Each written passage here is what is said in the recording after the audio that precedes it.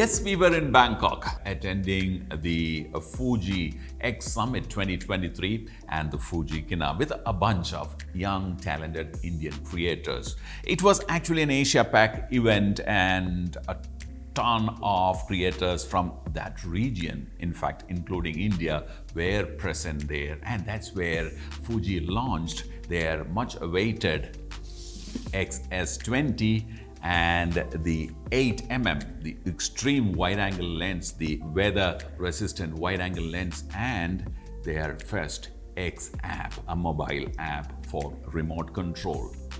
Well, in this video, we're going to be talking about all these three products, but our concentration is going to be on X-S20. Well, there are a lot of things that have been already said about these products already in the internet because it's about a week and a half, and which is a big time, a long time in internet world. And so in detail into kind of reading out the specs and comparison, etc. But we will in fact try and tell you what we think about the strong points of these products and whom it is meant for.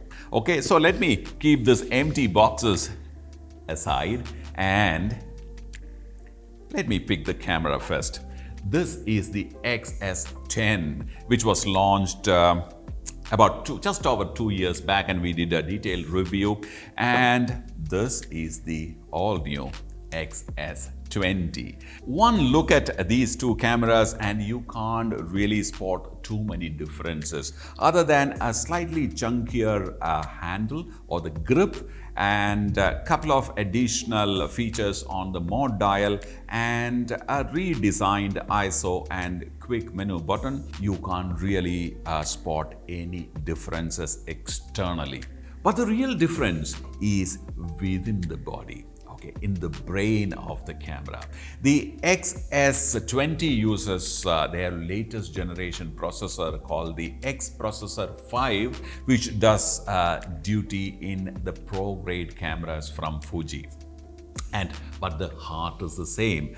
The X-S20 uses the same 26 megapixel X-Trans CMOS 4 sensor, which does its duty in the X-S10. So, which actually means that the X-S20 is a turbocharged X-S10. Okay. Now, of course, it comes with a small incremental increase in the price. Now, what we're going to see is those incremental changes are worth what are the new kind of customer base or photographer base with whom Fuji is targeting, because this is a 2-year-old camera. So those new upgradations, the so-called turbocharging, what all changes has it brought about and who's going to be really benefited from it. Okay, so I'm going to be keeping this away for the time being, and I'm going to be now talking about the X-S20 only. So like I said, two major changes: a bigger, more powerful battery and a newer processor. Now together has brought in obviously more processing power, which means faster focusing, faster data acquisition, AI, and also more battery life means you can continuously shoot more number of frames or a longer video. This also has enabled the X-S20 to shoot an open gate 6.2K videos, which is amazing. 6.2 actually amounts to 24 megapixel. Each frame is 24 megapixels, so it can shoot a 6.2K video. It also shoots a DCI 4K. It shoots UHD 4K. Brilliant. I mean, it also gives you 60p and 120 at full HD. So I think video is covered in such a small form factor. That kind of video output is unimaginable, in the sense it shoots 4:2 to 10-bit internally. It allows 6.2K RAW through the HDMI connection. So it's actually a dynamite of a camera. Now, when you come around here to the mode button, you will see two additional functions here.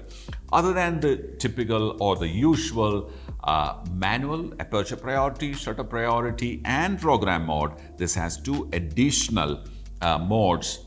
One is the auto mode, which is different from program mode, and also a vlog mode.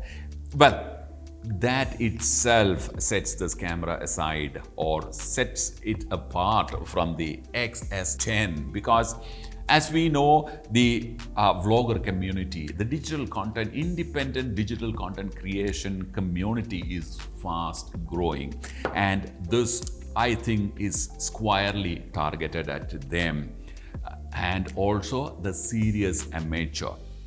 Someone who wants, a camera which has all those top specs at a very affordable price. In fact, all the full-frame camera manufacturers are crowding that particular, segment, where they are wooing the same segment. The serious vlogger, digital content creator, someone who's got a first camera wanting to upgrade to the next camera or a more serious camera. They are targeting their new products at them, because that's the largest community now and growing.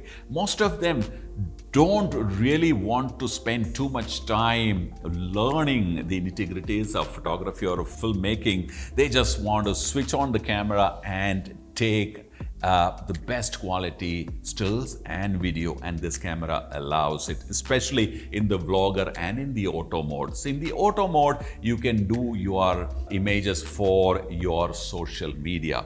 So the auto, which is slightly different from the program, allows you to shoot, and the camera's AI takes over, and it will decide for you things like where to focus, that is the focus detection. The camera will automatically figure out the most prominent subject in your frame and focus that. It will also automatically pick simulations, the film simulation. It has 19 different film simulations. Fuji is famous for that. It will automatically pick, and you will have no control. But that's exactly what an Instagrammer wants. He doesn't want to, or she doesn't want to spend too much time thinking about what to do, how to do, etc. The camera decides for you. Well, then of course you have the vlog mode. Vlog mode again is very, very simple. You aim the camera at you, and you get a quick menu which is completely different from the typical photo and film menu, and it's no-nonsense kind of a menu. You will know exactly what to use. Click, select, use, and you are in business. The vlogger mode is a very interesting feature. Like I said, it's very simple. It makes the camera idiot-proof technically. Turn the mode dial to vlogger mode, and then you are ready to go. And in your LCD, tap on the vlog icon, and you will have a simple, easy to understand menu kind of shows up in front of you. Okay, and the first one will be, or this one is the self-timer menu. Self-timer, you know what it is. Tap 1 to get 3, 5, and 10 seconds delay for a self-timer in case if you want to take a still shot. Tap again and it switches off. The one in the middle is your face identification. Of course, you need to turn it on in the camera menu to begin with. Once you do that, then of course you can cycle through face, eyes, tap again and you will get right eye preference, tap again and you get left eye preference, tap again and it will switch off the face recognition. Tap again and it'll cycle through it, basically will cycle through the entire set of options. Now the face identification is switched on. But this is something which the vlogger will definitely like. In case if he or she is demonstrating a product and showing it to the audience, usually you have seen the camera losing focus or focusing on the wrong subject or the object. Okay. Now here in this case, if you switch that on, Well, one tap and switches on, you actually will see the face recognition getting switched off. What camera does is, whatever that is closest to the lens will be brought to focus. You remove that and your face becomes in focus. Let's see a demo.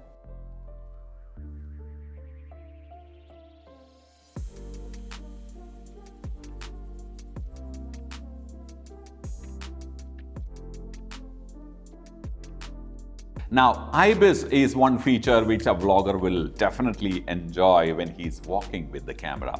Very simple. Tap on this icon and the IBIS and the OIS kicks in. Tap again and you will see the DIS also getting activated. DIS, you will see the camera zooming in a bit just to get that elbow room for digitally stabilizing the image or the video. And tap again and you will switch off the entire IBIS. And if you want to shoot slow motion, well, you activate the high speed recording. Tap once and it'll switch on. And tap again if you want to record it out onto an external recorder via HDMI. And tap again to switch it off. Of course, you will switch off the whole slow-mo function. This function called the background defocus mode is another idiot-proof function. Switch that on and the camera will work on the widest possible aperture in that lens, thereby giving you a complete defocused, out of focus backdrop.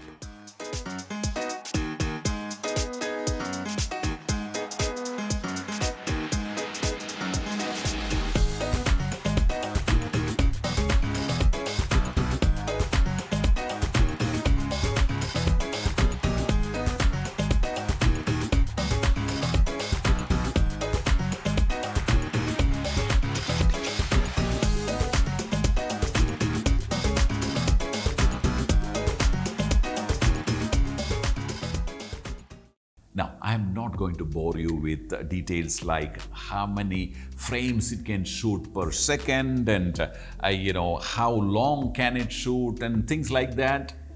All those details are available at a click of a button these days. I think, you think about it and it shows up on your computer screen or your mobile phone screen. Well, I am not going to bore you with those kind of details, but I'm going to try and tell you what we think or our impressions of this camera. So far, I think this camera is a brilliant camera for a serious digital content creator and someone who wants to create top quality stills and videos without probably not knowing much about the technicalities of the camera. Anyway, so let me look at this 8mm f3.5 WR lens. What a lens, what a build quality. I mean, there is a reason why the Fujifilms are a tad more expensive than the rest.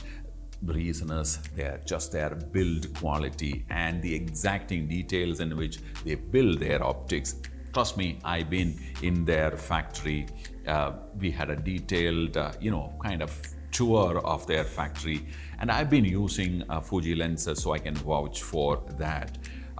This is their new lens. WR stands for weather resistance. So this 8mm will effectively be a 12mm with very little or virtually no distortion. So if you are outdoors, want to shoot like a panoramic shoot of a cityscape, city square, landscapes,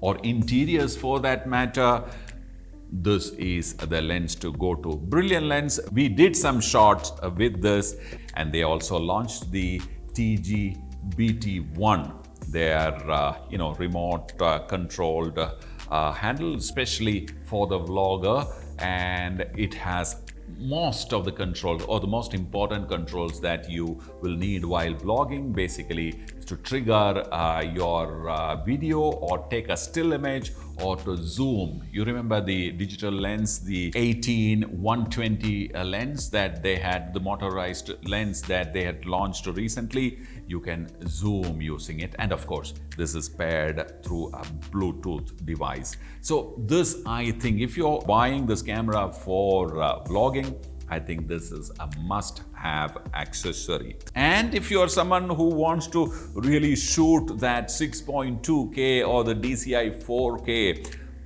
continuously, obviously it's a small form factor. You can expect it to heat up, and they have made this fan. You saw this fan with the X-S20 and the X-S20S. This fan is now compatible with the S20. You can add it. Of course, the fan will derive the battery from X-S20, and of course, if you use this fan, it will definitely give you more time of video shooting with the X-S20. All right, just to give you a comparison of battery, this is the older battery, which is from the X-S10, and this is the new battery, which is in the X-S20, and of course their Pro range. I just told you about the X-S2S and the X-S2. All right, so this is what we got for you from Bangkok, and the Fujifilm X-S20 is launched in India today for an MRP of 118,999. X-S20 with 1855 is available for 149,999, and X-S20 with 1545 is available for 129,999. And yes, there is a limited time launch offer. Get the TG-BT1 worth 19,999 absolutely free for a limited period of time. So Harish, if you have to express your impression about S20. अड्डीपड़ी camera, बहुत मस्त, मजा आ गया. पेटा camera. It's simple as that.